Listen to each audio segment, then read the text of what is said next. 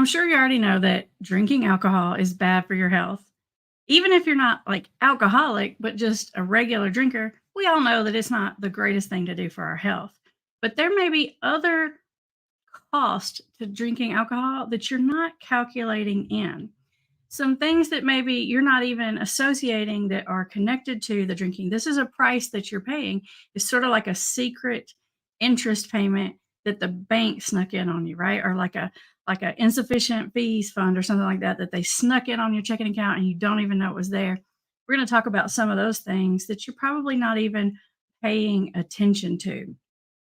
Because when you think about, okay, well, I know drinking is not great for my health, but you're like, oh, but you got to die from something. We start rationalizing and excusing all these things in our head. But some of these other prices that we're paying, these little fees that we're paying, you might not be so willing and okay to live with once they sort of move up into your conscious thinking.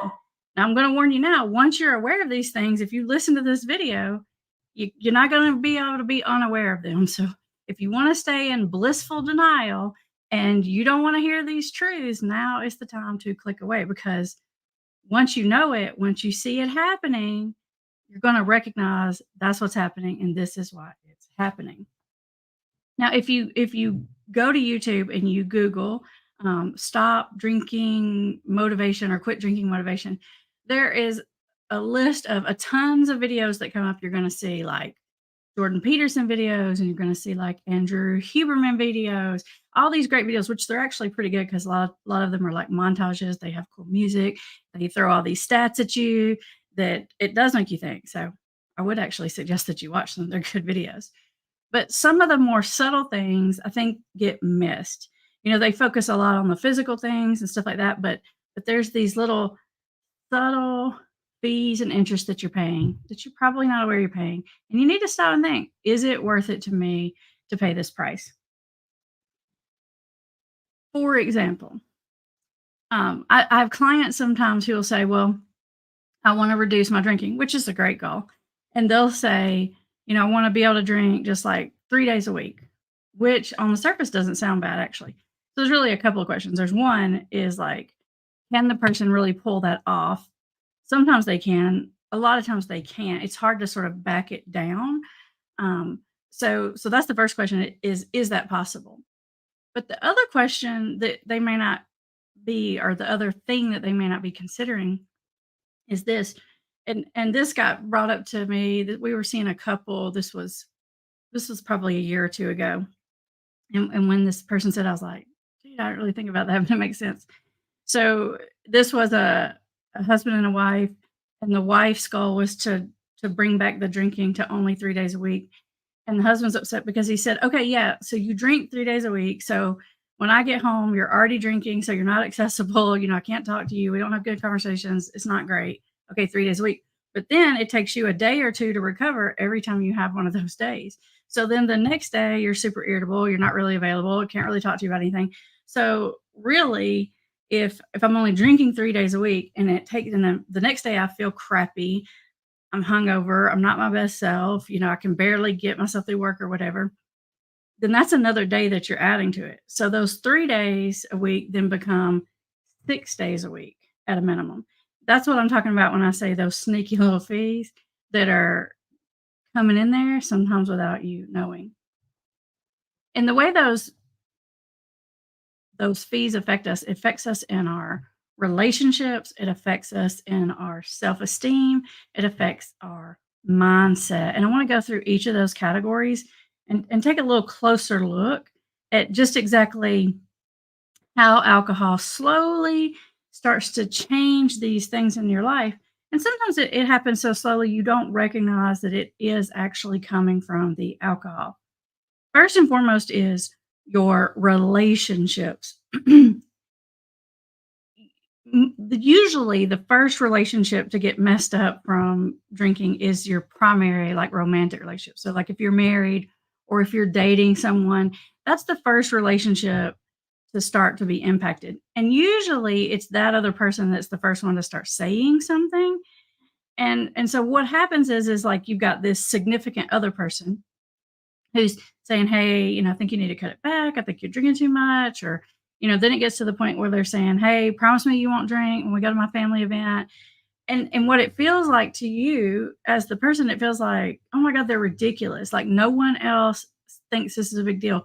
No one else cares about this," When you're with your friends, they drink, they think your drinking is great, everybody's for it, and it makes you think, "It's just my spouse. It's just my boyfriend, it's just my girlfriend," or whatever. And you wanna put all the blame on them because they're the only ones that seem to have a problem with it. Well, they're the only ones that are seeing the repercussions of it. They're the only ones that are seeing the total picture of it. It's easy to sort of excuse away that person's opinion because you think they're just controlling or they're just nagging or they're just mean or they're just a perfectionist or someone in their family had an alcohol problem, so they're just uptight about it or whatever. um, it's easy to kind of, especially when it's like your partner, your spouse, because there are other things that they do that irritate you, just like normal things. And so it's easy to throw this into one of those categories, and then you sort of miss it. Your partner is the first one that's going to notice it, but that's not the only relationship that gets affected. It's just the first one usually. But your drinking can also affect your work relationships. Say you go out, you drink with your work buddies, or maybe part of your job is to take people out to like fancy dinners and stuff like that. And so drinking is almost like part of the job description. And then when you get to that point, you drink more than you thought you were going to drink, and then you end up saying something that you regret. Whether that was like embarrassing, or maybe you got really angry and said something nasty, and there's nothing worse than that feeling of waking up the next day. First of all, you feel like crap already. And then you're trying to even remember what happened and what you said. And then the first thing you do is like look at your phone to see what the messages are, to see if there's like any clues about what happened the night before. It's that it's that moment of embarrassment. And then when you see those people again, you just feel so like uncomfortable inside because you're thinking, I can't remember what happened. And that is an awful feeling. It's no good. It's like you almost get to where you just want to avoid certain people because things that they've seen happened while you were drinking, and then there are places you stop wanting to go. There are people you stop wanting to be around. And it's just a terrible feeling. It's like you have to walk around with this like embarrassed, uncomfortable feeling a lot of time. That's one of those secret prices that you're paying that you may be kind of like sort of conscious of, but not quite. And I want to raise that feeling to the top. If you know what I'm talking about with that, put a little hand up emoji in the chat or the comments so I know that you're tracking here with me. Um, the the next category that you're going to see, the relationship kind of rolls down into this next category, which is self-esteem. What happens to you is you feel embarrassed, right? Which then leads to feeling shameful about yourself, especially when you get into the cycle of this like stage 3 alcohol problem where you're promising yourself, I'm not going to drink more than X amount or more than X amount of times a week or whatever. And then you keep breaking your own rules. And that leads you to feel bad about yourself. And then the more people start to get on you about that, and you already feel bad about yourself, then you start to feel bad about other people. And so now you start to add more people to your life. You've got your spouse or your partner you don't want to be around because they're always on your butt and they're just aggravating. You've got people you don't want to see because you did something that you regret and you feel bad about. So you've got another section of people that you want to avoid. And you feel guilty about it. But when other people start to hit that guilt button, and this happens so fast we don't recognize we do it. And we all do this. It's like a defense mechanism. It's just a button that gets hit more often if there's an alcohol problem. Is that when someone starts to hit on that button, something that you actually do feel really self-conscious about or feel guilty about, it's like immediately it provokes like an anger response. Anger is like a protective emotion. So someone is hitting that sore spot inside, it brings up this resentment, this anger, this defensiveness pretty immediately. And so now we have bad feelings about a lot of people around us. So it's more relationships we're avoiding. We don't like ourselves. And eventually, and this is the part that really, really, really people almost always cannot see.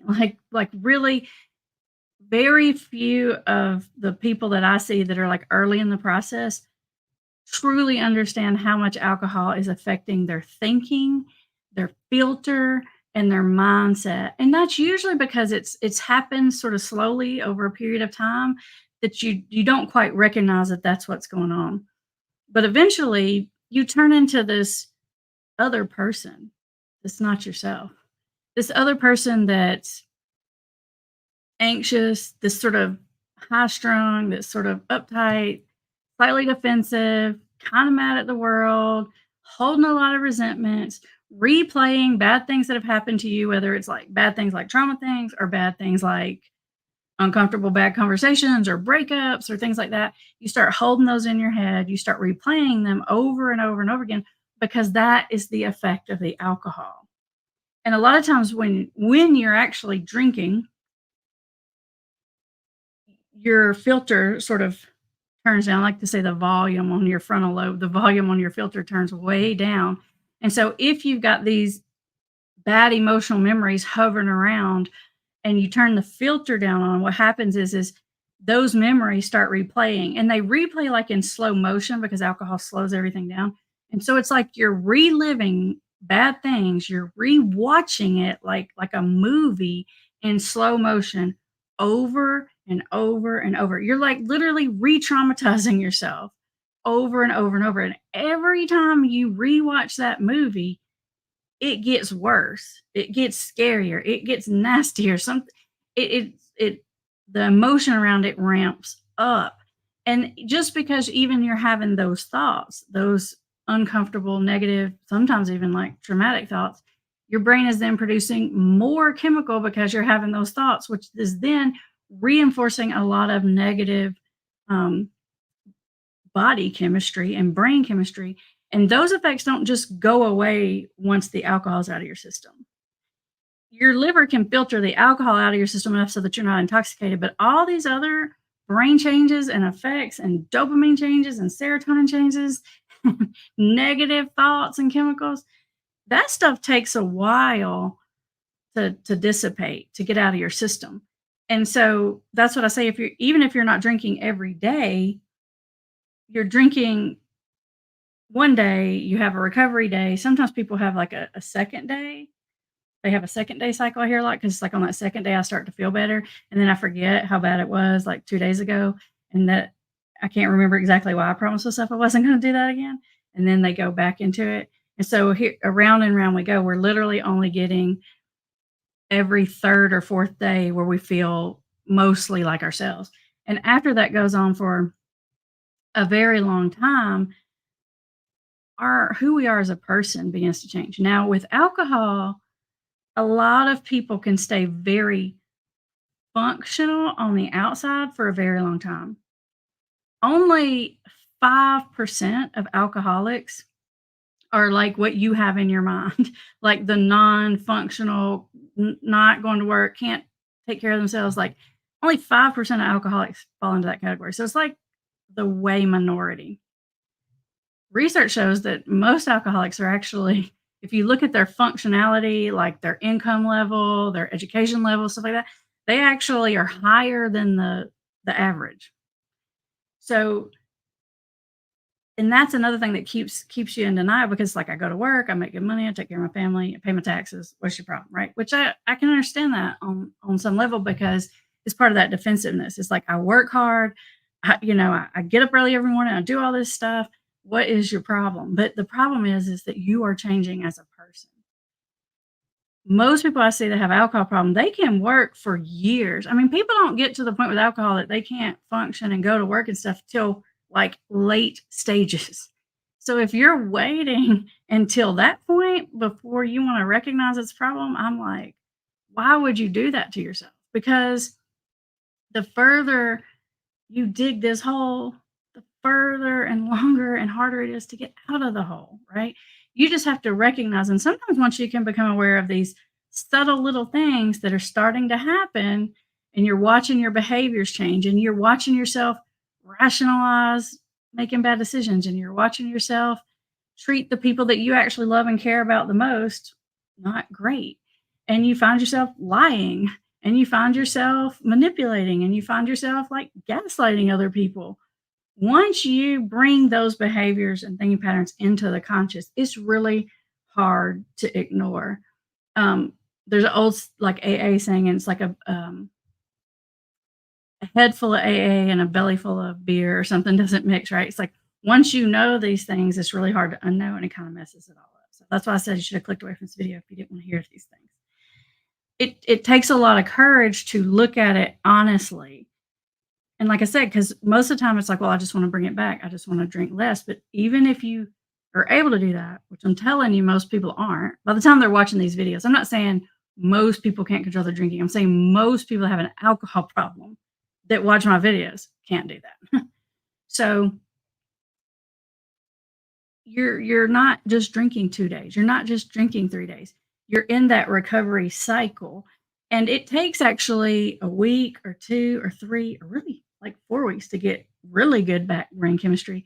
So you're never really out of that cycle. You're thinking to myself, "Well, I'm only drinking this many days, and I'm not even getting that intoxicated," but you're not taking into consideration all the after effects, all the time that it takes to heal just after one binge drinking session.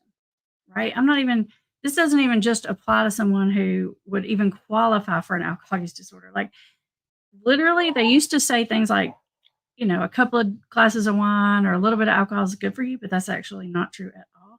Like, even slight drinking increases your chances of cancer by, like, a lot. Alcohol actually kills significantly, like, way more people than all the other drugs combined. So it's like if you combine all the other deaths related to other drugs is like this much. Alcohol is like this much. And it's so much so, this is a statistic I heard, actually, I heard it on Recovery Elevator, which is another YouTube channel. It's pretty good. You should check it out. And he got the guy that was on there, I think he got this from the CDC, but he said, which really shocked me. I was like, wow. The tax burden, so the amount of money that every single taxpayer pays is $2.66 per drink sold, per drink consumed, not per person that has an alcohol problem. Per drink consumed, the tax burden is $2.66. I mean, when you start to like think about that, it gives you a tiny glimpse about just what a massive problem and issue it is. And you're dealing with alcohol companies who like make there's a ton of profit to be made. I'm not against profit at all, but there's a ton of profit to be made, and you're doing something in order to make that profit that's like killing people. It's like all the celebrities these days, they have like a alcohol company. There's like several celebrities in recovery that actually have big businesses with alcohol, which is like confusing to me. I don't know. Maybe I can explain it. Like I said, I'm not against like having a business or making money, but I'm just like, really? And you're in recovery? It just doesn't make any sense to me. And I think a lot of that is because it's old school thinking of, well, alcohol is actually fine. It's just if you're an alcoholic. Yeah, if you're an alcoholic, it's going to affect you worse. But actually, many, many, many, many more people are alcoholic that don't quite realize that they're alcoholic because they only think that 5%. So they don't recognize that I'm in that really high functioning percent that's paying some of these prices on the regular without even realizing it. If you have experienced, if you've paid any of those fees anytime in your life, give me a hands up emoji in the comments or in the chat. And I also want to say before we take comments, we're about to take questions and comments. So put them in there because there's a little delay. Every time we do a live and I hit and broadcast, like 3 or 4 questions pop up there. So put them in there now because Bree's on here backstage and she's going to help find your questions. I see that some of you are putting the little question marks before your question, which is super helpful. I like it. I put in the description, there's always resources for you. And today I put in there the link so that you can download like the official clinical for real deal criteria for alcohol use disorder. And it'll show you exactly what the criteria are. It'll show you sort of how to measure and count and figure out like clinically where are you at on the scale. And you can even think about it for a loved one. Now, if you're going to download it and you're going through the list and you're thinking about someone else in your life, I'm cool with that, but don't just like shove the list in their face and be like, so you got like 10 of these. Don't do that. I don't even do that. The way I do that in my office is someone will say, well, I don't know if I'm alcoholic or not. So I don't know. Let's get the book out. I'll read you the criteria. There are 11 of them. I'm going to read you 11 of them and you count them on your fingers as I read them to you. And they'll say, well, sort of on that one. And I'll say, let me give you a half. So I let them literally count their own criteria. Usually they count about half as many as probably really do apply, but I let them count it. And even by their own count, when they count up the number and then I tell them how to score, they're like, holy moly. They're like really shocked. So don't shove it in someone else's face, try to tell them that they are or not alcoholic. I'm licensed to do it and I don't even do it. So don't do it. It will backfire on you and it's a bad idea. So in the description, you can get that link for that download. It's free. And then also, if you are watching this or your loved one is thinking about stopping drinking, if you're alcohol dependent, it can be dangerous to just quit cold turkey. That's not me saying, okay, well, Amber said I can't stop anyway. I got to keep going. I'm just telling you, you need to be careful about it. Sometimes you need some medical intervention to help sort of taper you off the alcohol because you can have a seizure. It can be dangerous. It can be life threatening.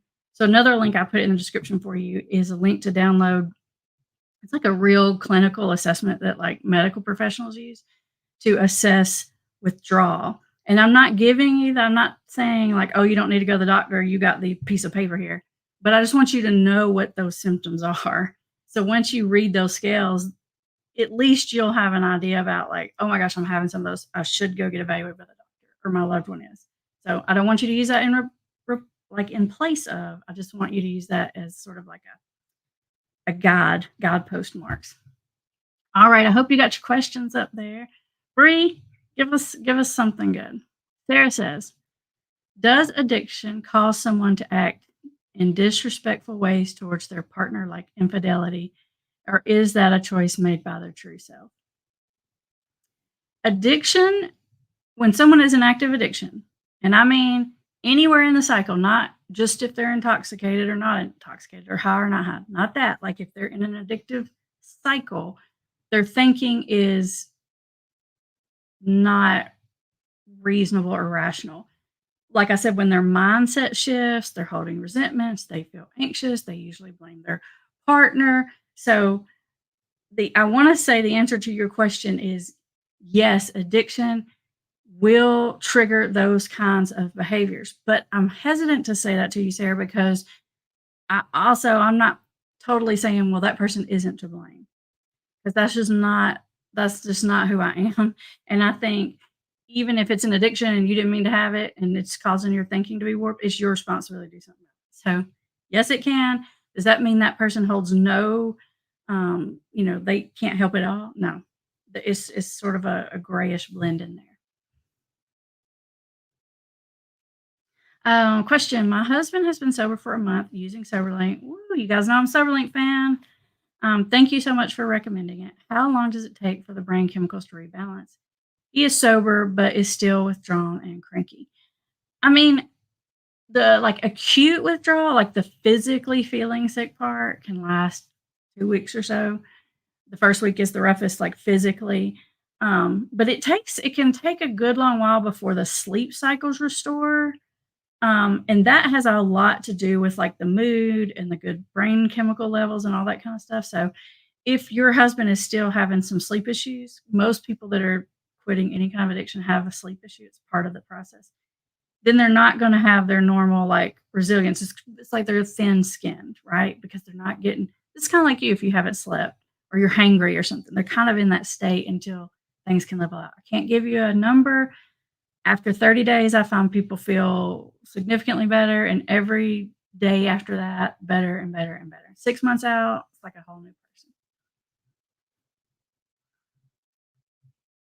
Exactly how do you determine whether you drink enough to make cold turkey dangerous?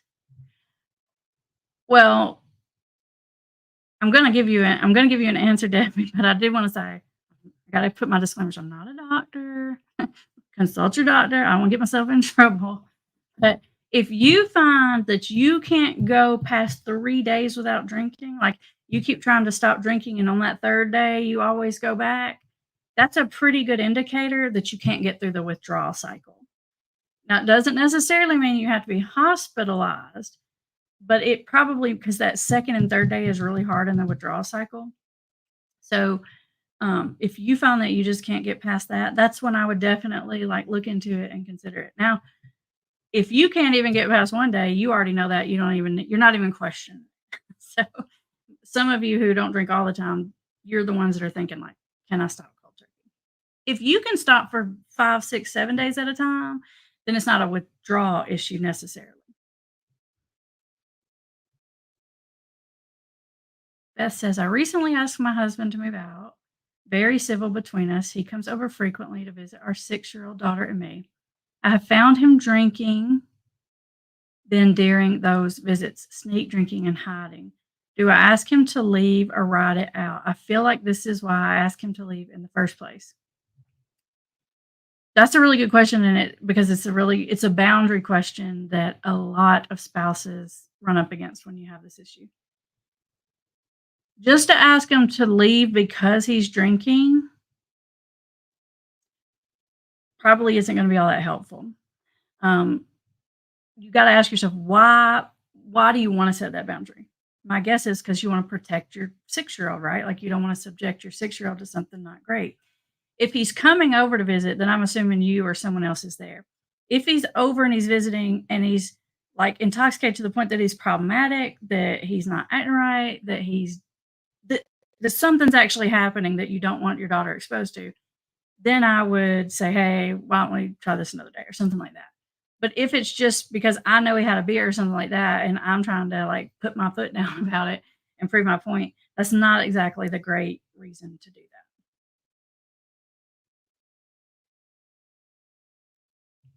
How long do you think it takes a family member to restore brain chemistry after getting away from an active abusive alcoholic? That is a really advanced question. I'm actually kind of impressed with your question. And the reason why that's an advanced, impressive question is because it tells me, like, not only do you understand addiction, you understand like addictive family systems.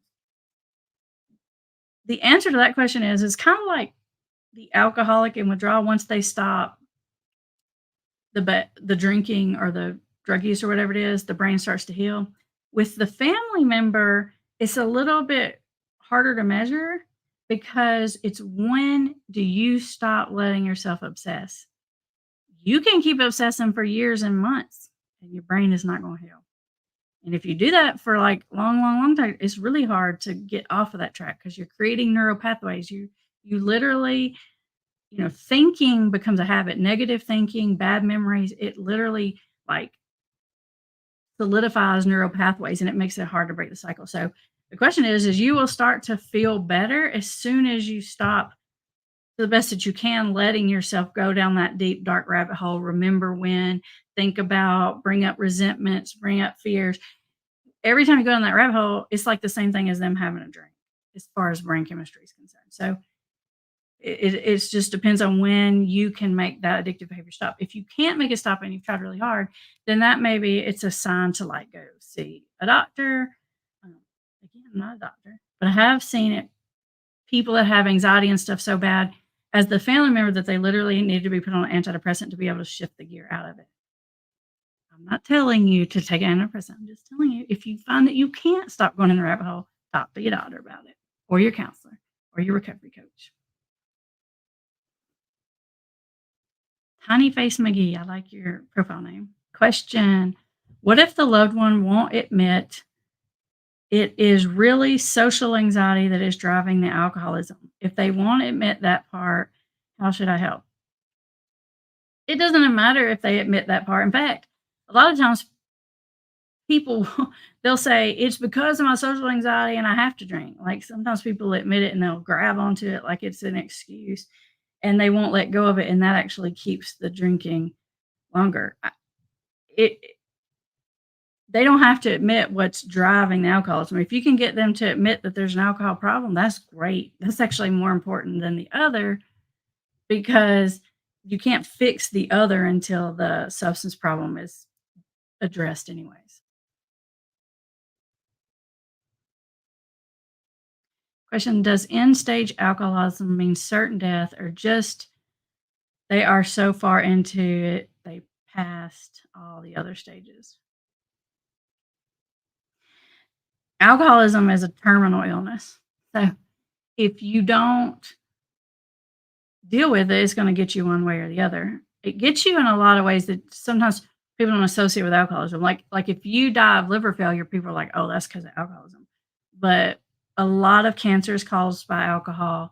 A lot of other things is caused by alcohol. So you got these secondary effects that's still related. So yeah, could something else kill you? Yeah, you could like be on a bus and get in a bus accident and die. That wouldn't be related to the alcohol. But if nothing else happens to you and you keep drinking like that, yeah, it's gonna kill you unless you address it and stop.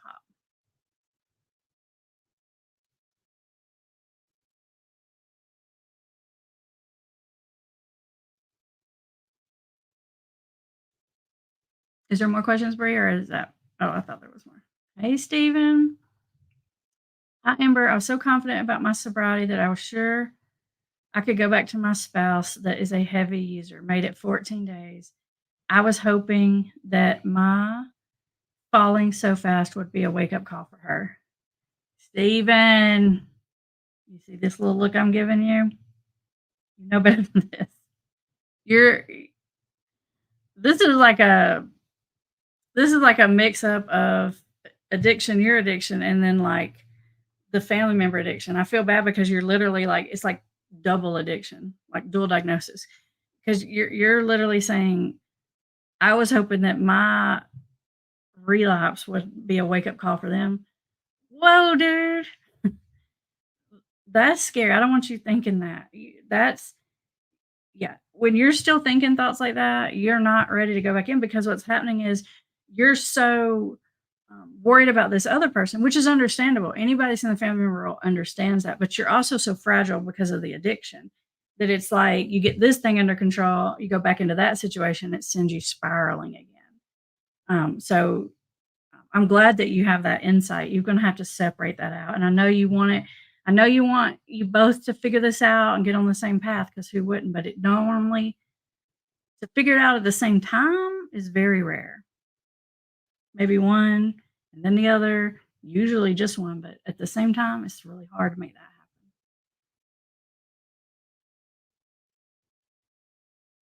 Steph says, when I stop going down the rabbit hole and focus on keeping my sanity, my spouse says I'm pulling away and being selfish. Is there any point that I can tell him why I'm doing that? If so, how?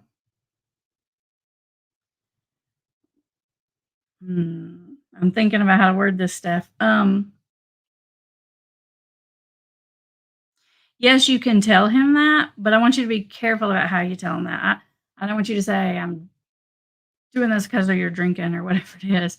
I want you to say, I'm actually just trying to have better boundaries because I find that when I don't, I start acting controlling or resentful or get too anxious and that hurts our relationship. So I'm just trying to be healthy so we can be good.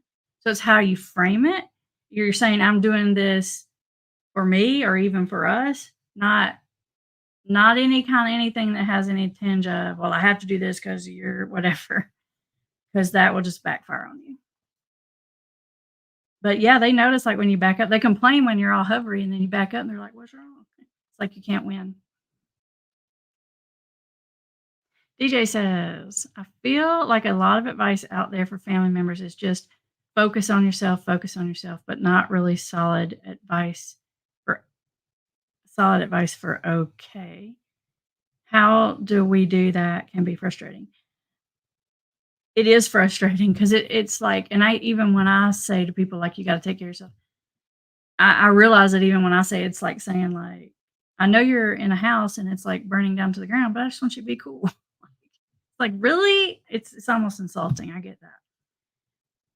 Our advice is a combination of yes, it's focused on yourself. It's like do a better job of meeting your needs, but it doesn't mean you have to like completely let go of this person. And because we like to say focus on yourself and then we also like give you strategies on how to talk to that person or how to help that person and come around to it. So we personally feel like if you want the relationship to stay, like if you're in a marriage or something like that and you're trying to keep the marriage together, then yes, it's a balance of focusing on yourself while helping that other person. But you do kind of have to like back up like two notches because when you're too close to the flame, you keep getting burned, you keep getting pulled back into it. And then a lot of times inadvertently, like you're just being sucked into it and you're fueling it and you don't even mean to. So you do have to back up two steps, but it doesn't mean you have to just be like, I'm not even thinking about you at all. I'm just thinking about me because that's not really possible. You're right. More Campbell videos, please. I know, right? We got to get Campbell in here. Bree, you hear that? Write that down. Tell Campbell. Hi from, is that Michigan? If my boyfriend is idolizing drug use, but talking to me, should I worry? My instinct is to panic, but I'm trying to remember your advice. Hold on, I'm going to read that again. I don't think I understand. If my boyfriend is idolizing drug use, idolizing using drugs, but talking to me, I understand the idolizing drug use part, but I'm not understand the talking to you part. Um, if what you're saying is, should I worry if I'm in a relationship with someone who's idolizing drug use? The answer to that is yes. You should worry. That is not a good sign because whatever our attention goes to, whatever we are focused on, is what we attract. It's part of the human makeup.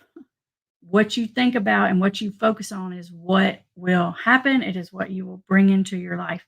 So, yes, you should worry. I think I think that's what you're asking, but you could possibly be asking like he's being sober and we're talking and things are good, but he's still idolizing drug use. And if that's the case, same answer as before. Steph says, "How do I know when it's time for my loved one to see you? How would that be brought up?" That is a really good question. Um, because whether they see me or they see someone else or another addiction counselor or whatever. So this just applies to how do I know when it's time for my person to seek help or see anybody? The better you set it up, the faster and easier that it works. So I'm so glad you're asking this question. If it's me specifically, what I like to do is see if you get them to watch one of my videos or maybe even maybe they'll agree and they'll get like my free 30-day jumpstart series or something. And because that almost like introduces them to me, and then they can decide if they like me or not. If they come back to you and say, "That woman's crazy, she's stupid, she don't know what she's talking about," then don't bring me up. Bring up somebody else that they don't think is crazy. If they're like, "Yeah, she's all right," and they're like watching another video or something, then when the moment is right and you have like one of those windows open, then you say, "You know that lady from the video? Like she actually like will like do a virtual session with you. Like, man, you want me to set you up a session?" Bring it up like that. So it's almost like they get a chance to get to know me specifically first. If it's not me and it's another counselor, you have to wait until that right window where they're saying, "I want to get help," or "I need to do something different." Don't ask the question of like, "Do you want to get help?" Say, "Is it okay if I make you an appointment with X, Y, or Z?"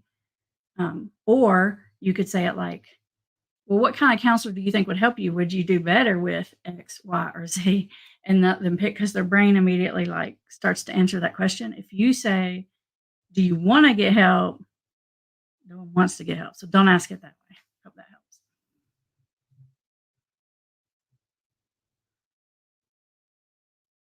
Is that our last one, Bree? All right. I want to say thank you so much for everyone who joined us live.